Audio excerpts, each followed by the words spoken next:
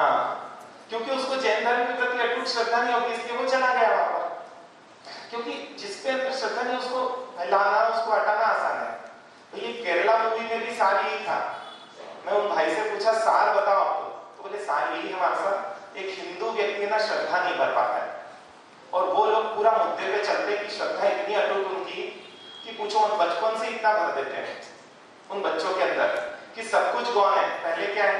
धर्म है, और जब पहले धर्म है, सब कुछ गौन है, तो उसके लिए मर मिटने के लिए भी क्या होता है? जहां धर्म की बात आती है वहां बम लगाकर भी आगे बढ़ने राजी हो जाते हैं, कारण वो श्रद्धा भर दी उन्होंने। हमको भी कुछ ऐसे तरीके अपनाने पड़ेंगे कि जिससे श्रद्धा बढ़े, क्योंकि इतने छोटे छोटे बच्चे, नगरी की घटना है, वो एक श्राविका जी ने आके बताया, बोले महाराज साहब 3.25 साल की बच्ची, और एक ही परिवार है वो पूरे एरिया में हमारे, और मैंने एक बाजू में जो बच्ची थी, बोले उनका घर सामने है, और मेरे बाजू वाले घर में जो बच्ची थी मैंने उसको बोला राधे राधे, तो इतने में वो बच्ची आई गेट खोलकर, और मुझे क्या बोलती है कि राधे राधे मत बोलो, अल्लाह अल्लाह बोलो। इतनी छोटी सी। अब उस समय तो मैंने माइंड नहीं किया, हाँ ठीक है बोला उसको, जाओ अब तुम गेट खोलकर, अपने को बाहर नहीं आना चाहिए, भेज दिए। अब बोले महाराज साहब 2-4 दिन बाद मैं घर में आरती कर रही थी, घंटी बजा रही थी, वो गेट खोल के मेरे घर के अंदर आ गई, और क्या बोलती, आरती नहीं करना, घंटी नहीं बजा। तब मैं उनके मम्मी को जाके समझाई, देखिए आप अपने धर्म को पालिए, कोई दिक्कत नहीं, लेकिन है ना उसको इतना समझाइए कि दूसरे के धर्म का भी ये सम्मान कर सके। सोचिए कितनी मजबूती है ना। ठीक है, जो दूसरे सम्मान होना चाहिए वो उसमें गलती है, अपन दोनों चीज भरो ना, अपना जो है पूरा समर्पित होकर पालो, लेकिन दूसरों का भी सम्मान हम उस हद तक करेंगे। कैसे करेंगे? हाँ, क्योंकि आप देखो उन लोगों का एक दिन है, हाँ, और उस दिन चाहे जो जाना कंपलसरी होता है ना, और देखते हैं कि उस दिन एक भीड़ दिखती है उनकी, और बोलते महाराज उनके बीच में से भी जाने में दिल धड़कता है, मतलब इस लेवल पर उनका पूरा वो रहता है, सबके सिर पर टोपी है, सबका वो एक प्रॉपर है। सोचिए क्रिश्चियनों का भी एक दिन है, अपना कोई एक दिन है, हाँ, अपना भी तो एक दिन फाइनल करें अपन कि चाहे जो हो जाए, बच्चे के अंदर ये तो मैसेज जाए कि हम धर्म को भी मुख्यता देते हैं, है ना, धर्म सबसे फर्स्ट प्रायोरिटी में अपने में। क्योंकि इतनी भरी हुई बोले हैं कि दुर्ग में बता रहे थे वो कि महाराज साहब मेरे पास 4 स्टाफ है, वो एक 16-15 साल का, और एक 18-19 साल का, एक 20-22 साल का, और एक 20-22 साल का। और बोले महाराज साहब उनका समय होता है ना, ग्राहक छोड़कर चले जाते हैं।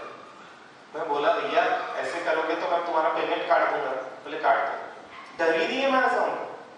तो मैं बोला भैया मतलब नौकरी नहीं, ऐसा हो तो फिर तुम मत आओ। तो बोले ठीक है नहीं आएंगे कल से। मतलब इतने उनकी वो है, लेकिन हम हमारा तो क्या पूरा करेंगे। और ये एक एग्जाम्पल नहीं, बहुत एग्जाम्पल आपको भी पता है, इसलिए ज्यादा देने की जरूरत नहीं। हम भी एक दिन कर सकते हैं क्या? हमारा छोटे से छोटा बच्चा भी उस दिन क्या करेगा? 6 महीने का बच्चा है तो उसको कंपलसरी की पूजा करनी है संडे वाले दिन ना।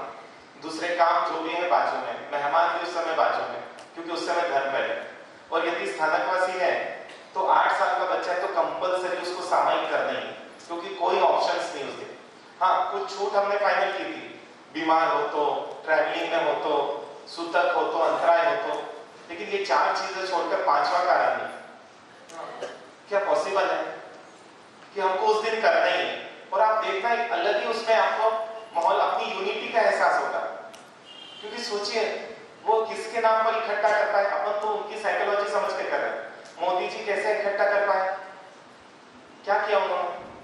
धर्म को आगे ला दिया। और क्या हुआ? थोड़ी देर के लिए हो गए ना सभी, है ना, और एक हो गए तो थोड़ी देर के लिए अपन देखते हैं सब थोड़े से दब भी गए। एकता की बहुत ताकत है, ये मान के चलिए। कर सकते हैं अपन ऐसा कंपलसरी पर, हाँ, कि संडे के दिन चाहे जो हो जाए, और कोई नहीं करे तो क्या करें? हाँ, देखिए हमने ऐसा किया था कि एक नौकारसी ग्रुप बनाया है, और जहां और रजिस्टर मेंटेन होता है मंदिर में, सबकी साइन होती तो पता चल जाता है पूरा परिवार आया था। जो नहीं आया दूसरी बार का होगा, तीसरी बार का भी सोचा नहीं।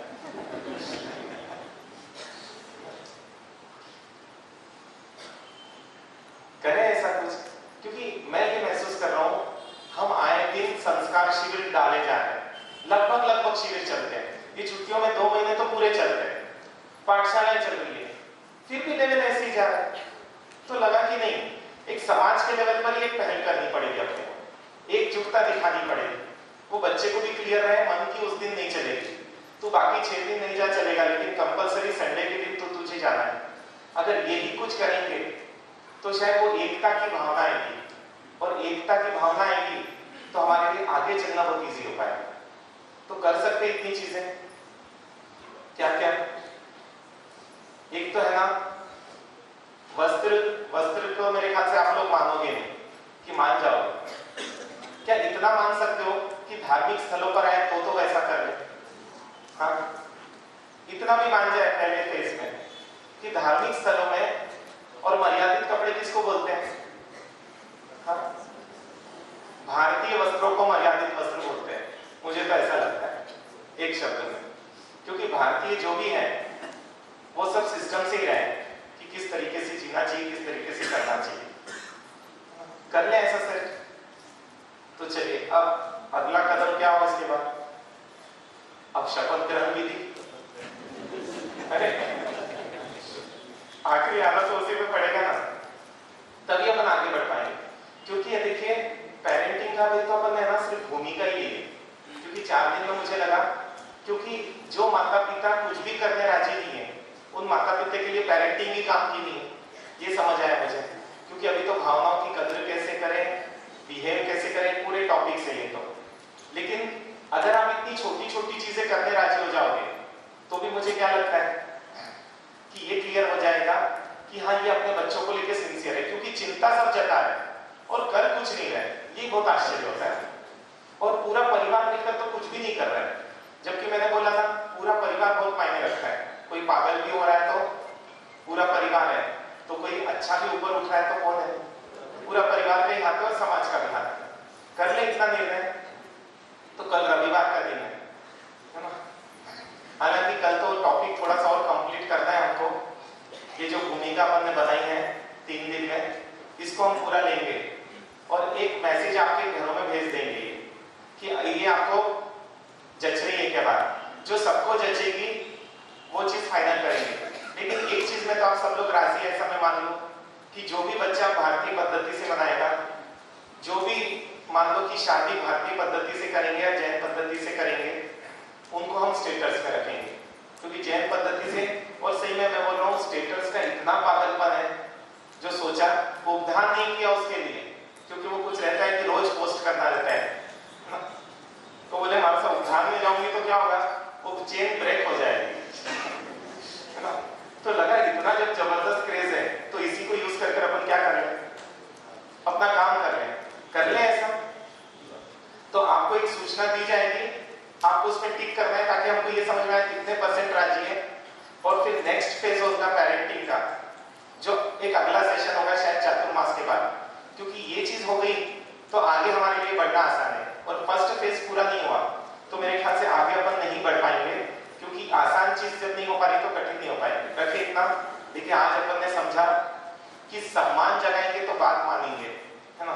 सम्मान जगाएंगे तो संस्कार दे पाएंगे, श्रद्धा जगाएंगे तो क्या होगा, तो बच्चे जो बाहर जा रहे हैं, कन्वर्ट हो रहे हैं, जो नहीं हो रहा है, उनको हम थोड़ा सा रोक पाएंगे।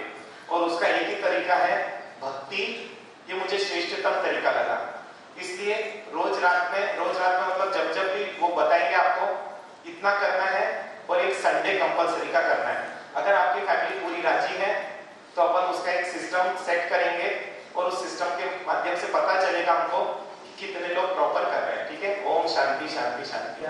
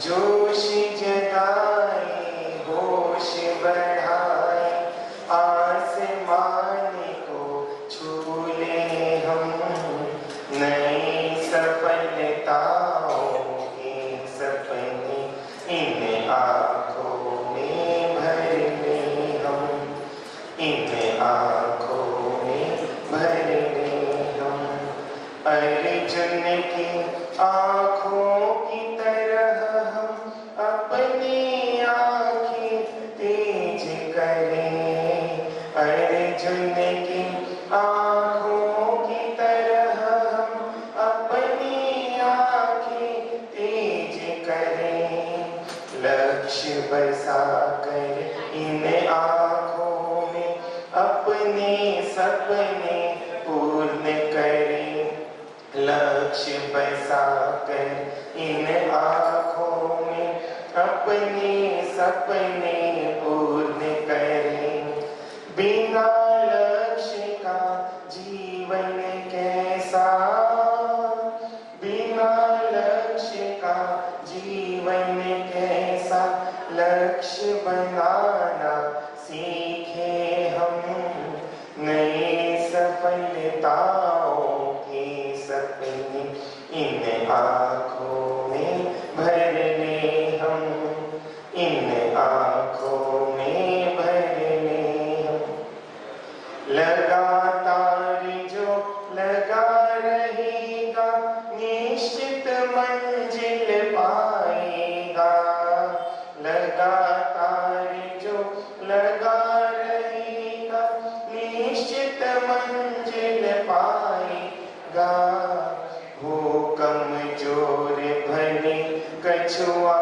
पर फिर भी बाजी मारेगा हो कमजोर भले कछुआ पर फिर भी बाजी मारेगा लगे रहे हम जुटे रहे हम लगे रहे हम जुटे रहे हम सोया भाग्य जगा ले हम नई सफलताओं के सपने इन आँखों में भर ले हम इन आँखों में भर ले हम जोश जगाए होश बढ़ाए आसमान को छू ले हम नई सफलताओं के सपने इन आँखों में भर ले हम इन आँखों में भर ले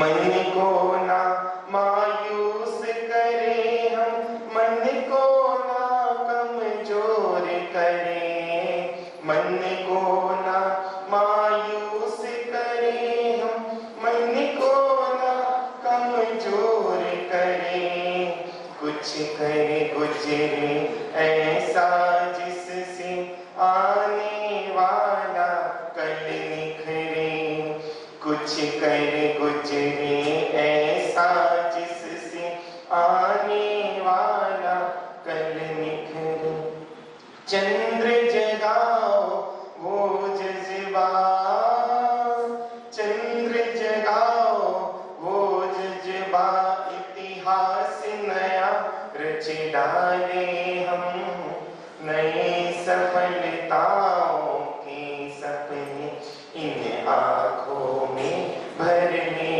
हम इन आँखों में भर ले हम जोश जगाए होश बढ़ाए आसमान को छू ले हम नई सफलताओं के सपने इन आँखों में भर ले हम इन आँखों में भर ले पंच परमिष्टि भगवंतों के चरणों में प्रकट प्रभु चारों दादा के चरणों में हम जीवन का सत्य प्रदर्शन पूज्य गुरुदेव के चरणों में कोटि कोटि कोटि कोटि नमः।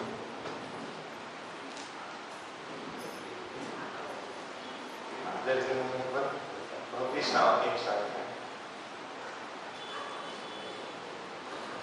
जब अपने इतिहास की तरफ अपन दृष्टि डालते हैं तो अपन देखते हैं कि कितना समृद्धशाली भारत था। क्या यहाँ की सोच थी, क्या यहाँ का जीवन शैली थी, मतलब हर चीज में भारत अद्वितीय माना जाता था। क्योंकि जो व्यवस्था, जो मैनेजमेंट, जो तरीके, जो जीवन शैली भारत ने इजाद की थी वो सबके लिए एक उदाहरण थी। और इसलिए अपन देखते हैं कि आज से जब 2-2,500 साल पहले एक चीन से व्यक्ति आए, दार्शनिक, और उन्होंने बोला यदि किसी को स्वर्ग देखना है तो भारत चला जाएगा। क्यों? क्योंकि हर ऐसा कौन सा क्षेत्र है जिसकी ऊंचाइयों को भारत ने स्पर्श नहीं किया। ज्ञान के क्षेत्र में देखते हैं तो नालंदा आदि विश्वविद्यालय जहां से बाहर से लोग पढ़ने आते थे, है ना, और आज तो रास्ते और ट्रैवलिंग बहुत आसान है। उस समय इतना आसान नहीं था, लेकिन फिर भी है ना, जान की बाजी लगाकर भी वो अध्ययन करने आते हैं, क्योंकि भारत का ज्ञान अद्वितीय माना जाता है। क्योंकि हर क्षेत्र का ज्ञान, चाहे वो विज्ञान हो, चाहे ज्योतिष हो, चाहे और कुछ हो, सब में ऊंचाइयां थी यहाँ पर। तो यहाँ की ध्यान की भी पराकाष्ठा को एक एक ऋषि मुनियों ने ध्यान की जो पद्धतियां, ध्यान की जो गहराई उपलब्ध की, तो वो भी अद्वितीय मानी जाती है। मतलब अपन देखते हैं कि यहाँ का एक एक मतलब वीरता के क्षेत्र में भी भारत के हर योद्धा की वीरता की गाथाएं गाई गई। क्यों? क्योंकि इतना वीरता थी उनमें। मतलब सोचिए कि राणा प्रताप का बोलते हैं कि 4 लोग मिलकर भी भाला नहीं उठा पाते हैं, इतना वजनी और इतना भारी है। तो सोचिए कि इतना समृद्धशाली भारत कि हुमायूं जहां बोलते हैं कि राणा सांगा जब युद्ध चल रहा था और उसकी छोटी सी सेना और मेरी इतनी बड़ी सेना, है ना, उनके 20-25 हजार सैनिक और मेरे 1.25 लाख 1.5 लाख सैनिक, लेकिन जिस तरफ वो अपनी करारी नजर से देख लेते थे, मेरी सेना युद्ध करना भूल जाती थी। क्योंकि राजपूतों का खून ऐसा माना जाता था, इतना गर्म है कि वो लोग, मुगल लोग उनको भूत बोलते थे। क्योंकि सर कटने के बाद भी वो 10-10 को मारे बिना उनका शरीर नहीं गिरता था, ऐसे उनके खून में उबाल माना जाता था। तो ऐसे अपन देखते हैं इतना सब कुछ होते हुए भी ये बहुत आश्चर्य होता है कि इतना समृद्धशाली भारत, वैभवशाली भारत, हर क्षेत्र में ऊंचाइयों को छूने वाला भारत, और कुछ लोगों ने उसको गुलाम बनाया, है ना, और गुलामी की एक लंबी दास्तान चली फिर, और फिर आजादी की भी एक लंबी दास्तान चली, और कितना कितना अपने को भुगतना पड़ा, ये शायद अपन भूल गए। कई बार ऐसा लगता है। क्या कारण है इतना बड़ा भारत, इतना वैभवशाली भारत और गुलाम होना? क्या कारण? क्योंकि मुझे यही लगता है हम इतिहास क्यों पढ़ते हैं मुझे पता ही नहीं आज तक, सही में। क्योंकि जिससे भी पूछो ना, क्योंकि आप जितने यहाँ पर बैठे हैं, मेरे ख्याल से शायद ही कोई है जिसने हिस्ट्री नहीं पढ़ी। लेकिन हिस्ट्री क्यों पढ़ी थी आपने? हाँ, और हिस्ट्री क्यों पढ़ना कभी आप अपने बच्चे को बताते हैं? क्यों पढ़ी थी हिस्ट्री आपने, और क्यों पढ़ाया जाता था हिस्ट्री आपको? हाँ? क्या कारण बताइए ना। आप सब पढ़े लिखे हो और इतने साल पढ़ाई की आपने, क्यों पढ़ी आपने हिस्ट्री? इतना पूछ रहा हूं मैं प्रश्न,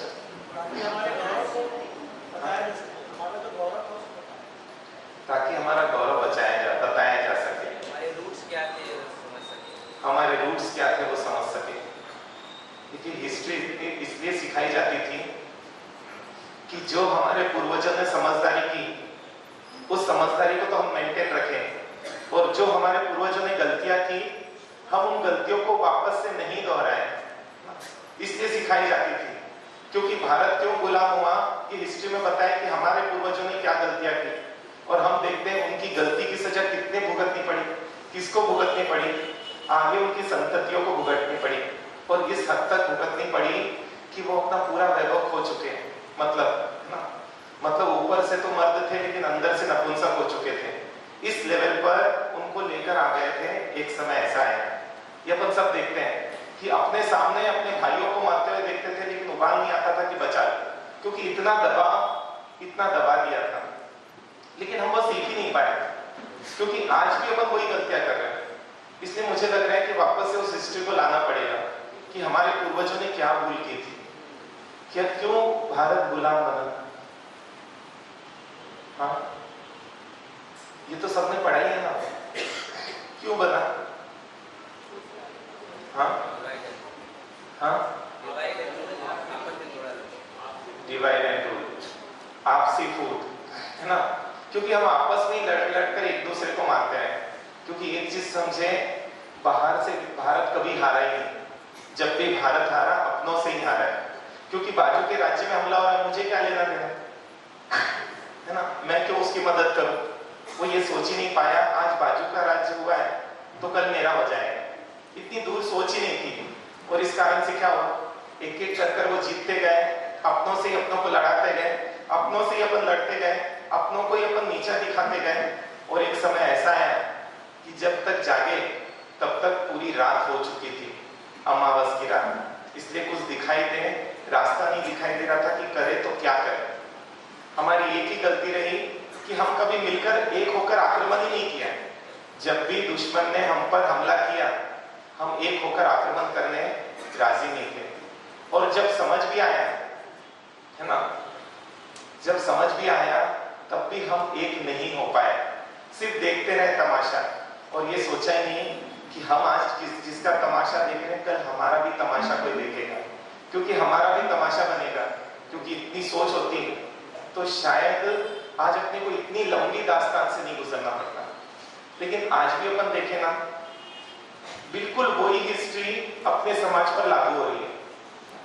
क्योंकि अपन ही आपस में क्या कर रहे हैं, आज सही में हर व्यक्ति आज अकेला है। समाज नाम की व्यवस्था अपने यहाँ बची क्या है, इसलिए समाज का डर खत्म हो गया, क्योंकि समाज हमारे लिए अनुपयोगी है। क्या उपयोग समाज का, क्योंकि जिसको समाज उपयोगी लगता है वो समाज के सामने झुकेगा, वो समाज की बात सुनेगा, वो अगर कोई प्रॉब्लम भी है तो उसको सहने राजी होगा, क्योंकि समाज मेरे लिए है। हम वही देखते हैं आज हमारे सही में, अगर अपन एक नहीं हुए, क्योंकि आज भी आक्रमण हो रहे हैं। क्यों, अपने सम्मान, अपनी संस्कृति के प्रति खत्म होते जा रहे हैं। सही में मुगलों ने तो है ना शायद संपत्ति लूटी, लेकिन बोलते अंग्रेजों ने तो संस्कार ही लूट लिए। कि आज अपने संस्कारों की हंसी अपन ही उड़ा रहे हैं। अरे कोई बच्चा प्रॉपर पाँव पड़ता है तो उसकी हंसी उड़ाई जा रही है, वो माँ के बोलती है। बच्चा बोलते फटाके नहीं फोड़ना, तो उसके पापा उसको बोलते तुझे जो चाहिए वो देता हूं मैं। मतलब सोचिए, हर जगह हम देख रहे हैं जीने वालों का जबरदस्त संघर्ष है। और सोचिए, जब जीने वालों को इतना संघर्ष करना पड़ेगा तो जिएगा कैसे व्यक्ति। और हर व्यक्ति है ना कहीं अपने आप को अकेला फील कर रहा है। इसलिए बताया ना, एक भाई भी अपने भाई से आज मन की बात नहीं बता पा रहा है, अपने अंदर ही वो रख रहा है और अकेलापन उसको महसूस हो रहा है। लेकिन सही में अकेला व्यक्ति हमेशा डरा हुआ होगा, ये मान के चले। आप बोलते हो समाज में इतनी डेयरिंग कैसे है, वो मार्केट पे कैसे आ जाते हैं, उनके पास एकता है। और जिसके पास एकता रहेगी उनमें डेयरिंग अपने आप आ जाएगी, ये मान के चलिए। क्योंकि एक उदाहरण सुना था मैंने, बहुत पसंद आया था मुझे, कि एक पत्थर एक व्यक्ति ने उठाया और एक बड़ा कुत्ता था और उसको फेंक के मारा, क्योंकि भौंक रहा था। तो कुत्ता भौंकते भौंकते क्या हुआ, भाग गया। और उसने देखा, देखो एक पत्थर से मैंने इतने बड़े कुत्ते को क्या हुआ, भगा दिया।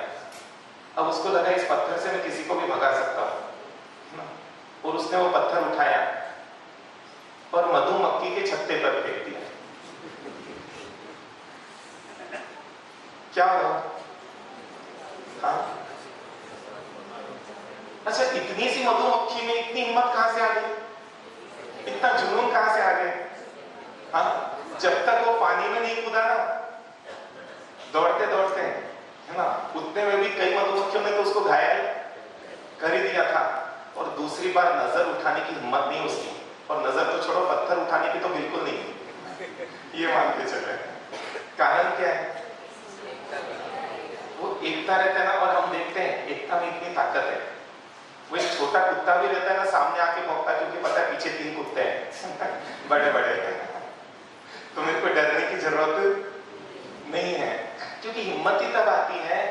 जब अपने बैक सपोर्ट हो, ये मान के चले।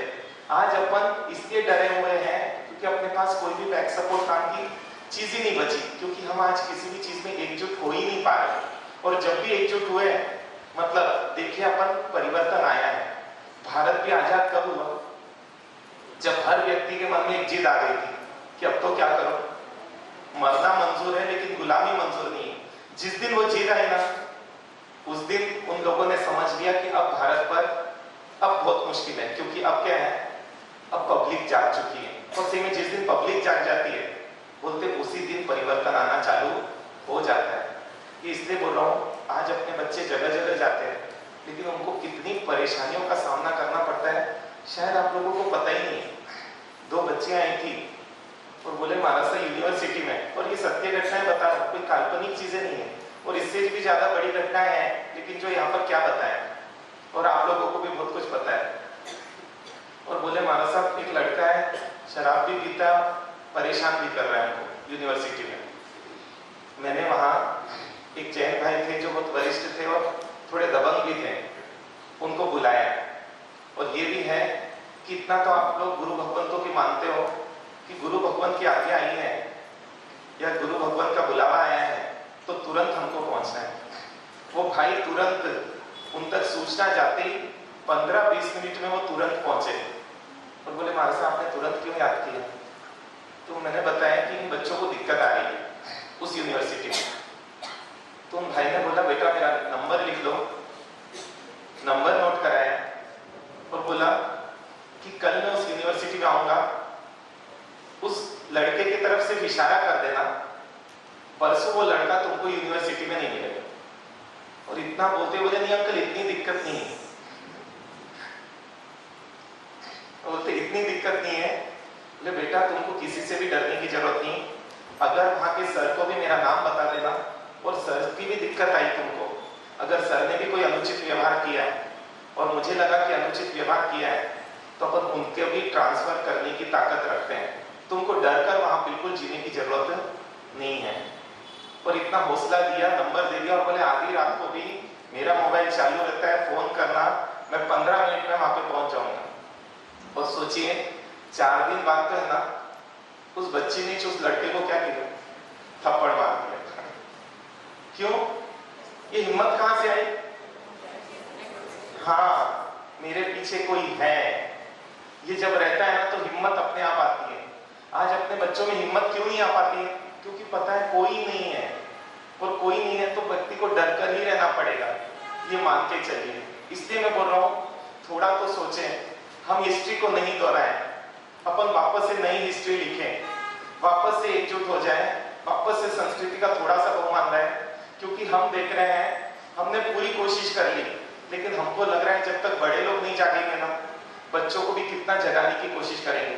क्योंकि इतने बच्चे इतनी परेशानियों से गुजर रहे हैं कि पूछो मत। एक 9th क्लास का बच्चा आता है, वो क्या बोलता है कि महाराज साहब मेरे क्लास के सब बच्चे ब्लू फिल्म देखते हैं, मैं नहीं देखता हूँ तो मुझे नामर्द बोलकर चिढ़ाते हैं, मैं अकेला हो गया।